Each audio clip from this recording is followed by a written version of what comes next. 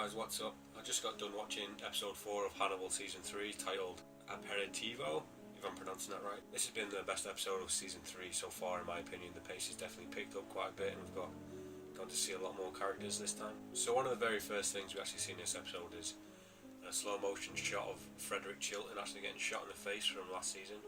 But the camera's reversed. Instead of seeing it from the back of Chilton, we actually see the gun from the barrel of the gun's perspective, going really slow, going straight into his cheekbone and like through his eye, and you see all his mouth crack and you see all blood like coming out of his eye. It's a really cool shot. And then we catch up with Chilton and he's actually survived and he looks reasonably okay, to be honest. But then he's in a room and we see Mason Verger, which is awesome. It's one of the things I've been waiting to see the entire season so far. So yeah, Chilton and Mason kind of have like a scar-off conversation.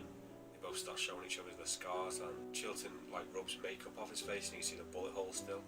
And then he has like a fake eye on, which looks real to me, but he takes off the eye and he's got like a dead white pupil, which looks pretty cool. He's also got like a metal jaw plate, and he just reaches into his mouth and pulls out this big plate with teeth on it, which looks pretty cool. And then we see Mason and he's in his bed, he's got like a little mask on, and he pulls off the mask and he's got like a mangled up face, kind of looks like a pig face, to be honest. So we're like 2 minutes into the episode and I'm already sold on the new Mason Verger. I think Joe Anderson is doing a great job. His voice sounds uncanny compared to the one of Gary Oldman in the Hannibal movie, which I love that. So I can't wait to see what happens with Mason Verger's storyline. He's apparently out to get Hannibal. So from this conversation between Chilton and Verger, we see that Verger's actually got like a $1 million bounty on Hannibal's head for anyone who can get it. And Chilton's interested in it, but Verger doesn't think he's the man for the job, so he pretty much tells him to go on his way. The next cool, interesting shot of the show is one that was just, I found pretty disgusting. It was like it was the shot of Will getting gutted from season 2 finale, but it was actually from inside of Will's stomach, seeing the knife go in and splitting his stomach from the inside, which was gross, but it was pretty cool to see. Following this gross scene, we see Will in the hospital again. It's pretty much the exact same scene as from episode 2, but this time we realise that the person that Will was actually talking to wasn't actually Abigail, but it was Chilton. So that conversation did happen, but it was in a different context, because obviously it was Chilton and not Abigail talking to him. And Chilton is basically trying to convince Will to go to Florence or wherever he thinks Hannibal is to capture Hannibal, mainly so Chilton can collect this $1 million bounty, but he can't do it on his own, so he wants Will to help him do it. We see another weird flashback type of scene. We see a different perspective of one of the meals with Hannibal and Jack and Will, and they're all around Hannibal's house eating. In the way that it's shown in this scene, we get like a weird out-of-body moment with Will. We see Will staring at Hannibal like in his killer face like he was doing in season 2, and then we see like an out-of-body, like Will projects himself outwards and he's looking at Jack like something bad's gonna happen, and then Will grabs Jack and Hannibal stabs him and slits his throat. So that was a weird scene. Next up we see Will, and he's in like a garage, and it's in the winter now, so it must be like quite a while after season 2, and he's fixing up some kind of engine part. You see this big like weird slow-mo arty shot like you would. It's like of a spark of the engine sparking up, and he actually gets approached by Jack. And if you've seen the film Red Dragon or read the books, this scene is almost a complete like copy of the dialogue and the situation, where Jack approaches Will and tries to get him back involved into the FBI sort of business. It's in a different context in this scene, but I thought it was interesting how they worked that scene into the show. And then we see what happened to Alana Bloom. We see the same scene from the finale of season 2, but differently. When she gets pushed out the window, it goes into some like Mortal Kombat X-ray fatality, and we see her back smashing as she hits the ground. So next up we see that she's actually like sort of paralysed, like she's broken her back and her legs are all crippled, so she can't really walk and she's in a wheelchair. Alana then goes to the actual crime scene from the finale of season 2, the Hannibal's old house, and she's like wheeling around the corridors, and we see like little flashbacks to when Hannibal was like banging on the pantry door and stuff, so it's obviously kind of haunting her inside her mind.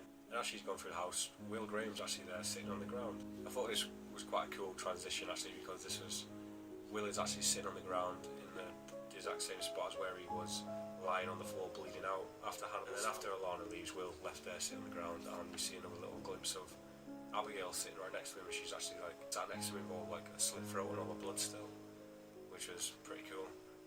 It's quite cool that they keep bringing Abigail back for us to see. Alana then goes to visit Mason Verger at his residence, and as she's driving through she sees Margie Verger on a horse and decides to go and talk to her. I know in the books that she's supposed to be like a lesbian bodybuilder or something, and I can see that they're trying to change her into a lesbian in this season, because in the scene between her and Alana, they're talking and there's so much sexual tension between the two, so possibly see some kind of romance between them two, who knows. So Alana visits Mason and begins talking to him, and this scene is ripped straight out of the Hannibal film, although it's actually Agent Clarice Starling in the books, but this time it's Alana Bloom, and she's talking to him about Hannibal basically, and a lot of the dialogue is cut straight from the scene from Hannibal 2. We see Margie in the room. She wants to stay in the room and see if everything's okay with them two, because he's obviously not a good person to talk to alone, which happened in the Hannibal film. Margie wasn't actually in the film. All of her story was basically condensed into Verger's butler called Cordell, but then actually later in the episode we see that he does have a butler called Cordell as well, so it'll be interesting to see how they combine both of these two characters and what Cordell actually does now. Considering that Chilton's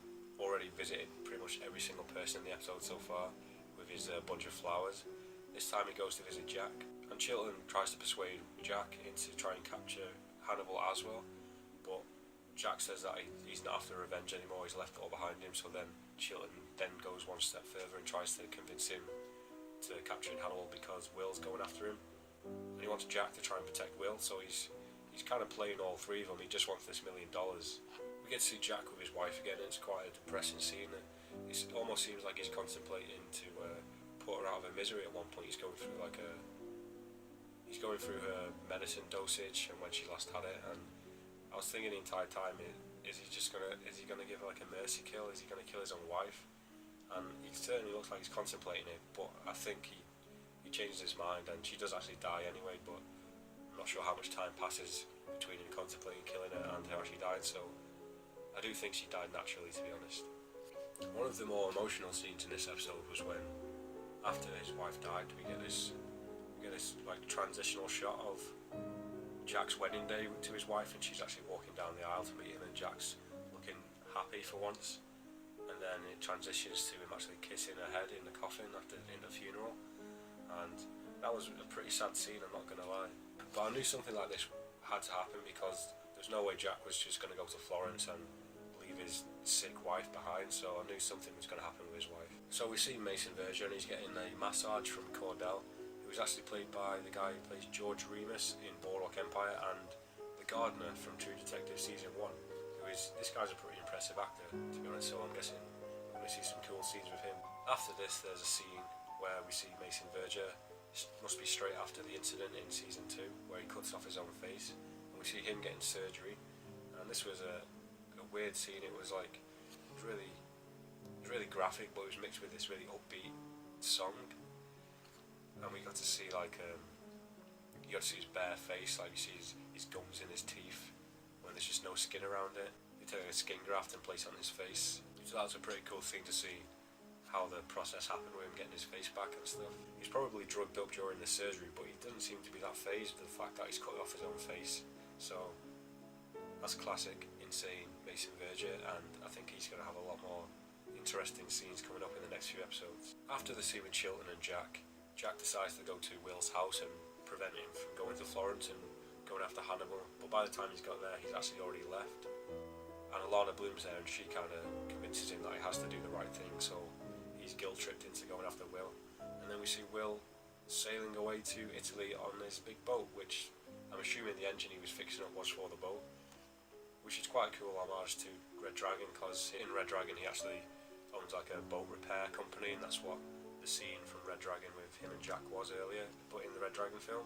So it's cool to see him maybe starting up his future hobby. So yeah, those are my thoughts on episode 4 of season 3. I really enjoyed this episode. I love that we got to see more of Mason Verger and Chilton and Alana, so by the looks of things it looks like it's going to start heating up from now. The slow episodes look like they're gone, and we're going to get some serious action with Hannibal and Florence now. So what were your thoughts on this episode? How did you like it? Did you think this is the best one yet, like I do? What do you think of the new Mason Verger? Do you think he's as good, at least, as Michael Pitts? How would you compare him to Gary Oldman's version in the Hannibal film if you've seen it? Also, we all know that NBC has decided to cancel this show. I still have high hopes that it's going to be picked up by another studio or a streaming platform, so what are your thoughts on the cancellation? Do you think it's justified, or do you think that the show is just too good to end. Let me know down in the comments section or send me an email, or you can follow me on Twitter. I'll leave that in the description below. So if you enjoyed this video, make sure you check out the rest of my channel and subscribe if you want to see more. And I guess that's all from me, so yeah, thank you, and I'll see you next time.